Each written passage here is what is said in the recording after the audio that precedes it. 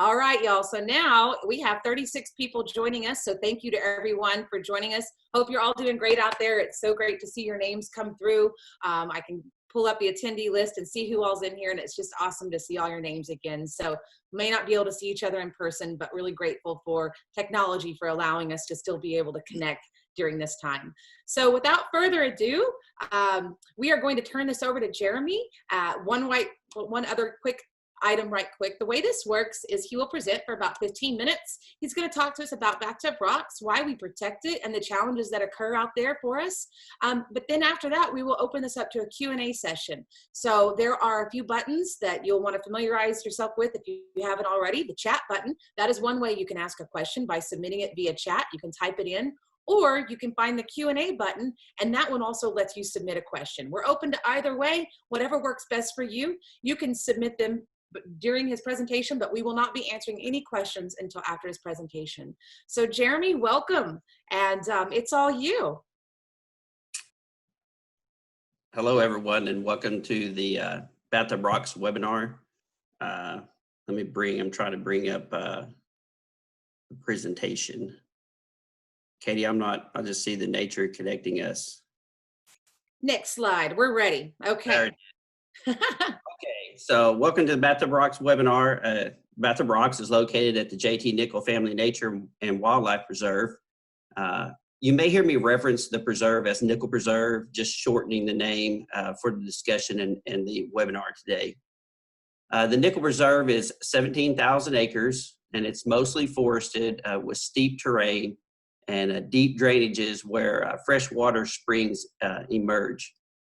It's located near Tahlequah within the Ozark ecoregion of Oklahoma. So on the preserve, we had 3 spring-fed streams that have water year-round.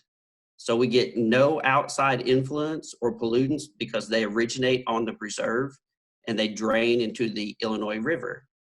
But today we're going to focus on Cedar Hollow Stream, which has the greatest volume of water and biological diversity of those 3 streams, but specifically focusing on a rock formation within the stream known as Bathtub Rocks. The Nature Conservancy acquired Bathtub Rocks through the original land donation by John Nickel. Slide. I wanted to give a little bit of geology and background about Bathtub Rocks. So it is the Bergen sandstone layer, and it's over 450 million years old. It can range from 5 feet thick up to 100 feet thick, and it's fairly dense for a sandstone. It occurs at the surface along the Illinois River, and these layers where they occur at other areas of the preserve and they intersect with some of our other streams, we still get this same grooving that you see in the lower right-hand corner where the main natural channel flows through the rock. It kind of makes this natural water slide appearance. Slide. So after many years of water flow following the path of least resistance, these flooding events carry large sediments such as rocks, and these rocks bounce and bang off the sandstone, helping to deepen the grooves and depressions in these small pools, as you see in this photo here. Slide.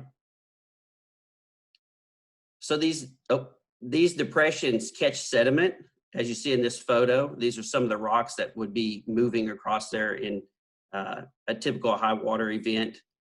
If you actually, these rocks here actually range in size from approximately 1/4 up to baseball size.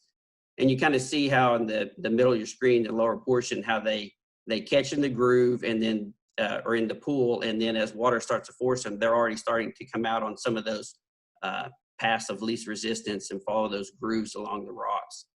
These smaller rocks within these deeper pools would actually get caught, and in flood events, they can spin around and bang and chisel, and they'll actually be in the bottom of the pools for the ones that are a little deeper.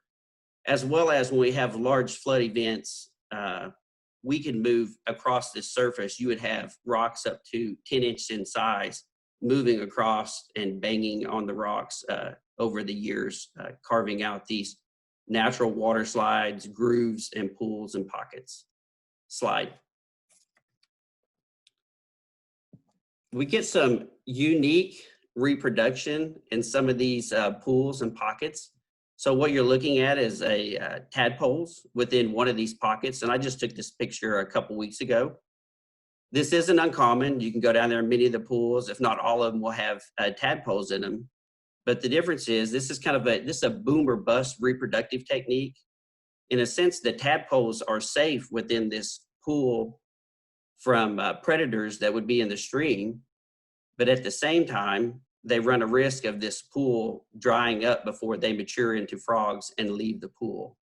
They also run a risk of, if we do have a flood event, getting washed into the main channel where it's survival of the fittest. Slide, please.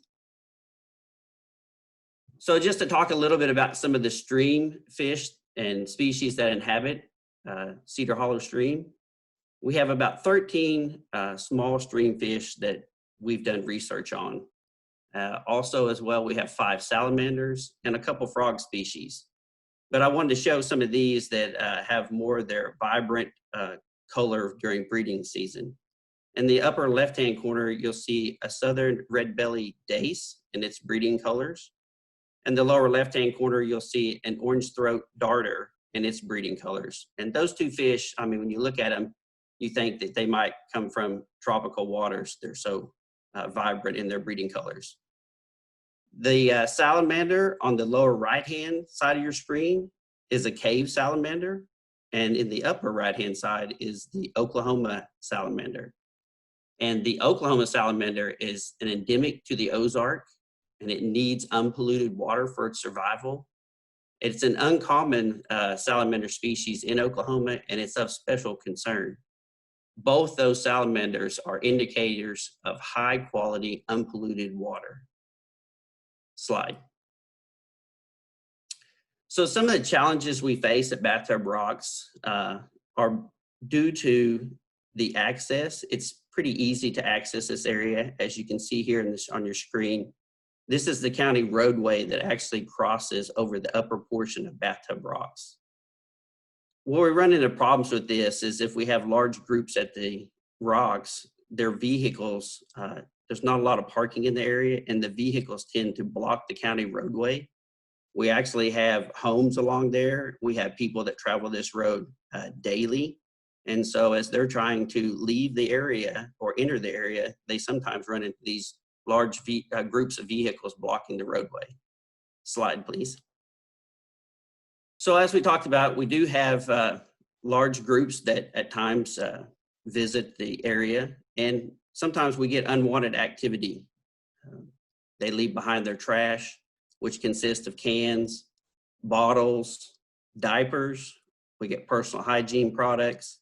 We find clothing left behind, as well as we get graffiti, illegal activities at times that consist of drugs and drug paraphernalia on the site. Many of the people that actually go to Bathtub Rocks have children because the water isn't super deep. It's not like a large swimming hole. So they just want to wade around, and it's a safe place for kids to wade in the water. But whenever we have this type of activity, such as drugs and drug paraphernalia, it runs an extremely unsafe risk for children and for anyone for that matter. So at times when we get large groups there, everyone wants their own slice of the stream. They want to be in the area by themselves, not be in a large group like this. And at times we get people that are wanting to wander downstream or upstream, and we do not permit that, and that is unwanted activity for the area. And at this time when they do that, they are trespassing on private property. Currently, the area is closed to the public until further notice, and this closure is based on the Nature Conservancy's World Office COVID-19 safety guidelines. Now, however, we still have 3 hiking trails that are currently open to the public during daylight hours. Slide.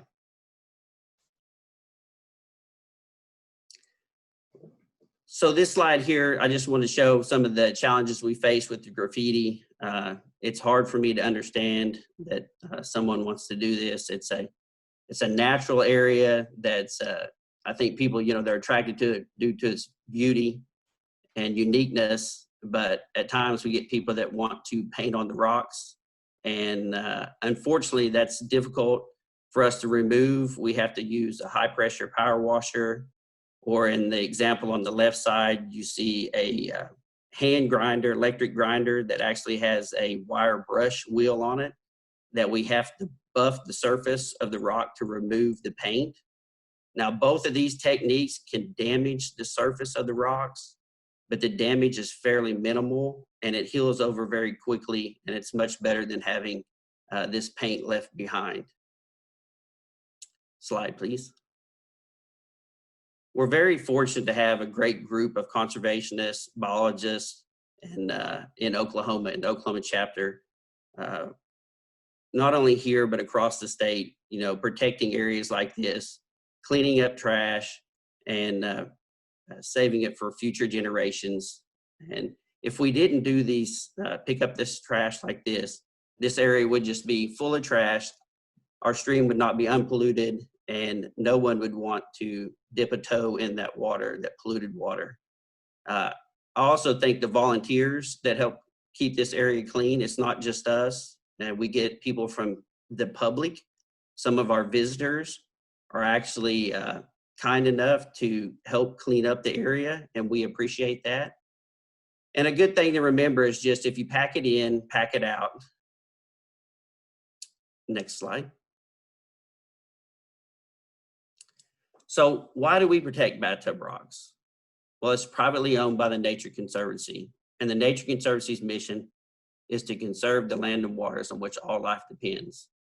We are advocates for clean water now and clean water for future generations. We understand the importance of clean water, not just at our privately owned sites, but we understand the importance of clean water globally. Whenever I'm working in these areas and thinking about cleaning up streams, whether it's at Bathtub Rocks or another site or somewhere off of the Nickel Preserve, I think of the quote, "We all live downstream." Keeping our waterways clean has a positive effect on those living downstream. I appreciate you listening to my webinar today, and I will send it back to Katie Hawk for questions.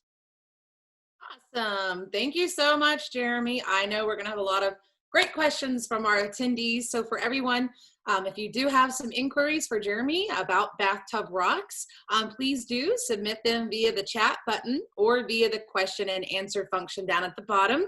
I am going to advance to one more slide right quick and just let everyone know, we do often have folks ask, well, how can we help?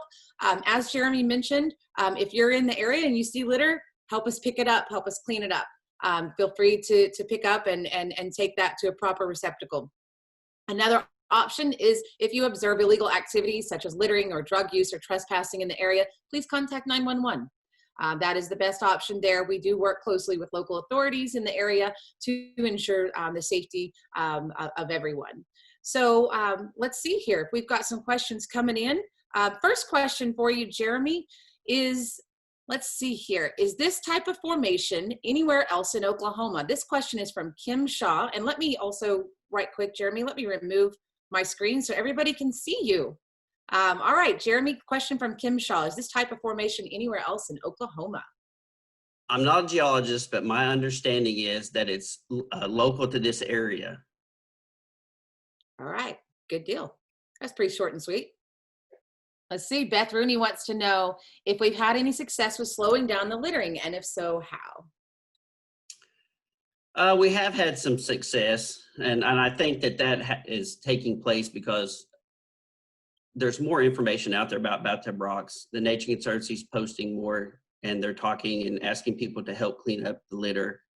At times, there's more litter in the area. It just depends on the amount of people that visit there, but the majority of the people that actually go to the site want to see it kept clean, and they've been helping us pick up trash, as well as the staff members. And we've shown a greater presence at the site, especially since the COVID-19 guidelines. All right, super. Thank you, Jeremy. How often do you have to pick up trash and debris at Bathtub Rocks? Boy, that just varies. I mean, it depends on, we got so much going on. We got 17,000 acres to take care of. So Bathtub Rocks is a small portion, but we like to at least try to make, a trip down there once a week, checking things out in a sense of not on typical times. Like right now, we've been spending a lot more time down there with the guidelines and the closure, but uh, we like to at least try to make a pass. If we go by there, we stop to clean up trash. I know I've got volunteers with Blue Thumb that actually pick up trash for us, and we greatly appreciate that, as well as, like I said, visitors. But it kind of comes in spurts at times. I mean, sometimes there's quite a bit of garbage there, and other times there's not. And maybe it's because we followed up behind someone that's helped us clean up the area. Okay, super. And then related to that, Tom Clark is asking, is there a trash receptacle on site that might discourage more blatant littering? No, Tom, that's a good question. We do not have a receptacle on site, and there's actually some reasoning behind that. If we put a receptacle out there, what you get is you tend to have people want to unload everything out of their vehicle, whether they're visiting Bathtub Rocks or not. So if we do that, we know that we're going to have a trash situation all the time there. It's something that we would have to go and remove, deal with that garbage on a regular basis. And at the same time, we have animals and critters that would get into that trash and spread it. So we do not have one on site. And yes, we could put, if there was a receptacle there, you could put something to keep raccoons out, but we also have black bears on the preserve. So if there was a food source in there, they're going to climb in there and spread trash and debris all over the area. All right, super. Thank you, Jeremy. Rochelle is asking, could you talk a little bit more about the origination of the stream? Well, the origination of the stream, it actually runs probably where the first springs start on that. It would actually be up at the end. The head of the holler is probably nearly 2 miles away. And so there's multiple springs along these drainages that I referenced of being spring fed, running year round. And it's just made up of, through those drainages and tributaries, there's springs along the way. And it's not, I guess I should explain too, that it's not like water flowing all the time at the surface. Sometimes it goes under the rock and sediment, and then other areas it'll pop back up. If it hits a layer of solid rock, then you'll have ripples running. All right, fantastic. Thank you. Let's see here. Ryan West is inquiring, if the salamanders are an indication of no pollution, then is the water drinkable? Well, I guess it depends on if you got tablets, because there's definitely probably going to be, you have runoff, and you run the risk of surface water having E. coli in it. So that would be your fear. But the water is very pristine. Even John Nicola talks about when he was driving around there one day, there was a guy testing the water, and that the Cedar Hollow stream was actually used as a standard in Oklahoma for testing water against. So it's very pristine, but I would worry about E. coli being in there to just drink it out of the stream. And Jeremy, I happen to know a little tidbit here. Doesn't the Blue Thumb program with the Conservation Commission monitor this, and/or has it been designated as some sort of high quality water source? Could you maybe talk to us a little bit about that?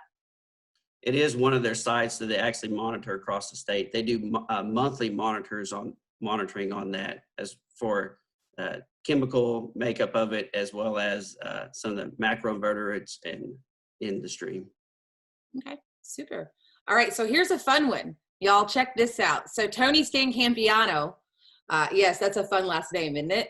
First off, Tony and his daughter Angelina are incredible advocates for conservation and nature, and have been a part of a number of TNC programs, and they do so much for planet Earth.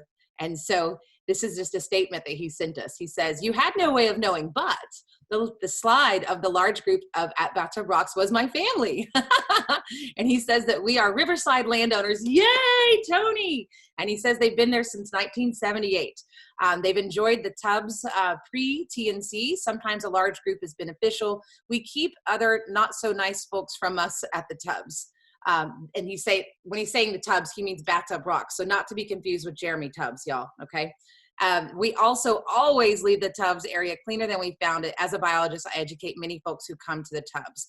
Tony, thank you for sharing that with us. That is literally one of our greatest resources and tools for maintaining the area is people like you. Our fan base, our member base, those who support what we do, being able to go out there and have a positive influence on the folks, other visitors in the area is what makes the big difference. So Tony, thank you for sharing that. I'm gonna also, Jeremy, he does follow up and wants to know if we can share some of the native history in terms of the utilitarian function of the tubs. I don't know that history of the tubs. The tubs doesn't know the history of the tubs? I don't know the history of the tubs. All right. Well, maybe we can find out. And Tony, if we do, we will definitely follow up with you and let you know.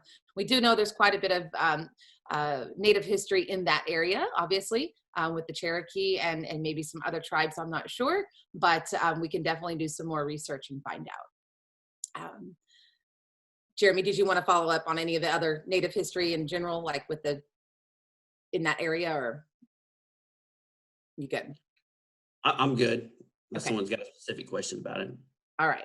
I mean, being a pristine water source, you know that it was used. There was definitely, tribal use around that area. It's not far. It's only about a half a mile from the Illinois River from that drainage. Okay, super. All right. Laura Hobart says she does not have a question, but she simply just wants to thank us for having this informational event. You are welcome, Laura.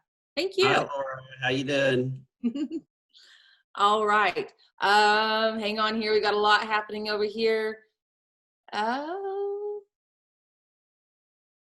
All right. Ken is asking, Ken Graham wants to know, what is the plan to allow access to the tubs, area after COVID-19 restrictions are lifted? Well, we're still going off of the World Office guidelines. There is some discussion going on, but it's just discussion right now about how we're going to proceed with Bathtub Rocks. So I really don't have any information right now to say.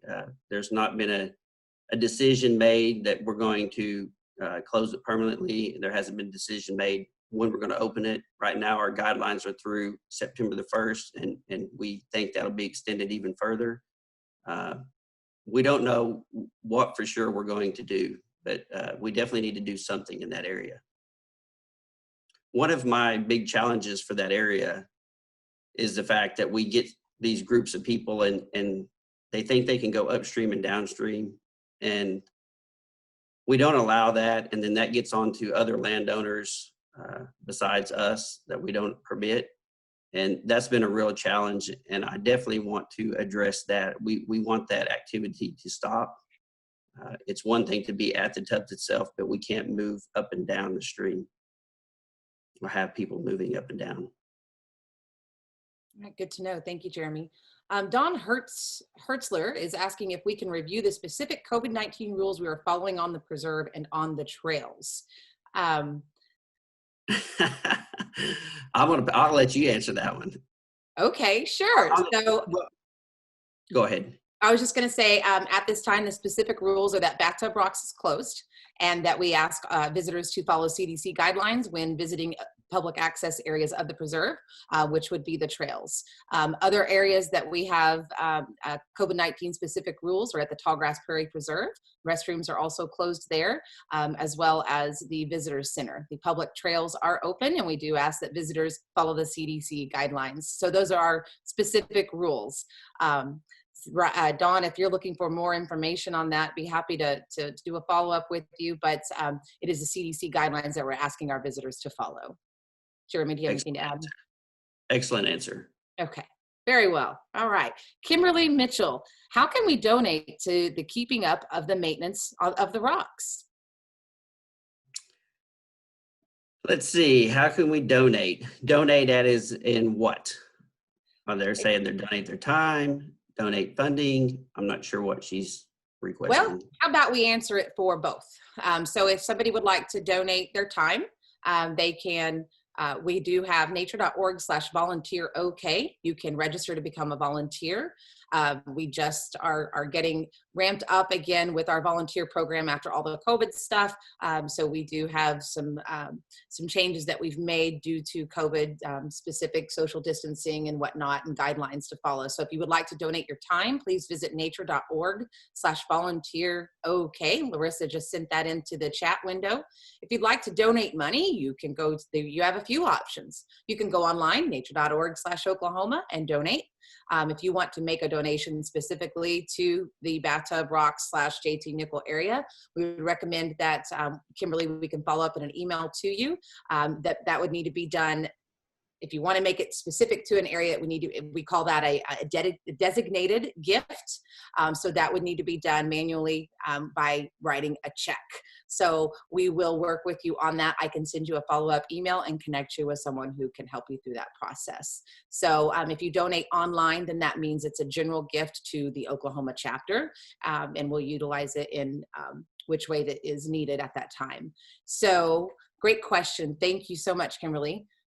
All right. So Betty Turner is asking, how much area of the land do the Bathtub Rocks cover? Oh, it's a pretty small area. I would say that's maybe a half an acre, if it's that, right there at the rocks itself. And the preserve itself in total is how many acres, Jeremy? 17,000. Okay. So it's 26 square miles. So it's like 0.025 of 17,000 acres. Yeah. Wow. Trying to do math in my head here, folks. All right. So we've got another question. Ryan West, he's loving up on these salamanders here. He wants to know how common they are. And if he comes to visit after it reopens, would he expect to see some if he looks hard enough? And then he says he doesn't understand why people would want to graffiti the rocks and trees. Me neither, Ryan. And I will also say from my personal experience, Jeremy, hiking the trails there near the headquarters area, I have seen salamanders myself. Right. Yeah. So these salamanders are fairly uncommon. Their distribution in Oklahoma is very small. Like I said, they're endemics to the Ozarks. We really prefer that people don't go out looking for them and handling them. When we were actually doing the research on Cedar Creek or Cedar Stream, we were actually working with the state, and we were doing some backpack shocking, and we started to shock up some of these salamanders, which, stuns them that we could actually, that's how we located they were in the area, and we actually stopped because we didn't want to harm them. The voltage is low enough. We're dealing with very small fish, as these salamanders are small, but they're very a species of special concern, as I mentioned. Really, we don't want people really looking for them and handling them. You cannot remove them from the wild either, as with any of our species or rocks and artifacts that's on the preserve itself. Right. Yeah. Good insight. Thank you, Jeremy. So just FYI, Ryan, he's definitely not looking to handle them. He's one of our volunteer photographers. So he's a camera dude. So wants to make them smile and take their picture, get a little, right. Well, they're going to be in the water. That's the thing. I mean, you would have to at least to photograph them. So I'm just that's interesting, because the one I saw was on land. Would that be a different kind then, most likely, than the ones you referenced today? Yes, ma'am. All right. Okay, so let me scroll back through here right quick. So Angelina Stancampiano, Tony's daughter, she I don't know if it's a question. I think it might just be a statement, but so I'm just going to read it right quick. She's saying that the state parks are open. She loves TNC, but what is so great is that they are preserves. If you're looking for recreational opportunities, state parks have bathrooms, trails, etc., all open. Sequoia State Park is on the other side of the county, excuse me. Plus 10 Killer Greenleaf Fernies, Natural Falls area are also in the area. Yeah, Natural Falls is just north of where you're at, Jeremy. Okay, let me making sure we've answered all the questions right quick. We're going back up through the list. Oh, looks like we've got some more over here. Georgina Klein is asking if there are any plants that are unique to the preserve. There are, yes, we have royal catch fly. We have yellow lady slippers, and those are probably our most rare, the two that are the most rare. Ooh, those sound intriguing. All right, Kim Shaw is just making a statement. For those of you that are interested in the program that Jeremy was referencing about the Blue Thumb monitoring via the Department of Conservation, the Oklahoma Conservation Commission, you can find that report online at bluethumbok.com. They've been monitoring it since 2009. Thank you, Kim, for sharing that. Appreciate it. Okay, we've got, I think we've got them all. Jeremy, do you have any final thoughts or closing words of wisdom for us? I've seen that. I didn't know if we answered Tom Clark's there. He was asking about donations over under a certain amount, stay in Oklahoma or go to national. Gotcha. So no, there is no over under or certain amounts. So if you're donating to Oklahoma, the money comes to Oklahoma. I will say that if you donate online, a smaller portion might come to Oklahoma. It's like a small percentage might go to national, but if you donate via check, 100% stays with Oklahoma. That just has to do with paying for the assistance and the support of developing and maintaining the online mechanisms and whatnot that are out there. So yes, Tom, that was a great question. Sorry, I didn't mean to overlook that. Great catch, Jeremy. Appreciate you. So designated gifts are always important. If you want it to be for a certain preserve or a certain area, we recommend that you contact us directly, email, phone call. We have several staff that are happy to work with you on that. We will love financial gifts. It keeps our wheels turning, and it keeps our staff with the resources that they need to do their job. A lot of equipment is involved in maintaining the lands and keeping the stewardship activities going on these properties. So any gifts, these webinars were certainly not meant to solicit gifts, but you all brought up the topic and want to give. So by all means, we would absolutely greatly appreciate your support. Abby Schrauf, I'm not sure how to say your last name, Abby Schroef? We'll stick with Abby. Abby's curious if we'll share contact info for Jeremy or anyone willing to answer questions if we have additional questions about the preserve in general. Yes, Abby, I will follow up with you and connect you with Jeremy. So that way, if you have some questions, you can reach out to him anytime.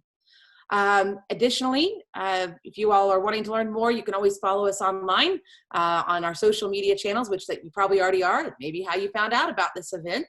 But we do have more webinars coming up soon. So Jeremy, first off, thank you so much for sharing with us today. We really appreciate it. This is an incredible place, very unique, very popular. Yeah. Did you have? Yeah, I just want to say, I know we've got members, and I know we've had visitors to Bathtub Rocks and volunteers, and I want to give a big thank you to them for supporting us and helping us keep Bathtub Rocks clean. We really appreciate that support. Absolutely. And then I'll also just to further explain, sometimes behind the scenes, you don't necessarily see it all happen, but there's also a number of partners out there that have worked with the Nature Conservancy to help ensure the protection of this area. Again, the local authorities, Sheriff's Department, Attorney General, the Scenic Rivers Commission. There's a number of partners out there who have done a lot in the Conservation Commission to help us maintain this area and make sure that we're still able to protect it and keep it healthy. So thank you all to our members. Thank you to everyone. I do want to share one more quick slide with you so you do know. And thank you to Jeremy Tubbs from the Tubbs. We may have to rebrand this, Jeremy. We've got a few marketing ideas brewing in my head. All right, so last screen that I want to share with everyone is to let you know we will be taking the month of July off. We'll be revisiting the Nature Connects Us webinar series in August. August 12th will be our next webinar, and that'll be with Harvey Payne and Patricia Webster. They are out at the Tallgrass Prairie Preserve, and they'll be discussing the history of the John Joseph H. Matthews cabin. John Joseph H. Matthews, he was Osage and stayed in a cabin that the Nature Conservancy is now on TNC land. It's not that it was anywhere else previously. We recently acquired that land a few years ago, but they will be discussing the history of this area. incredibly intriguing, great stories, and Patricia is actually kin to John Joseph H. Matthews. So tune in August 12th, not August 2nd, nature.org/OK events. These 2 events for August will be posted by July 1st. Another one that we do have is August 26th, and that date is correct.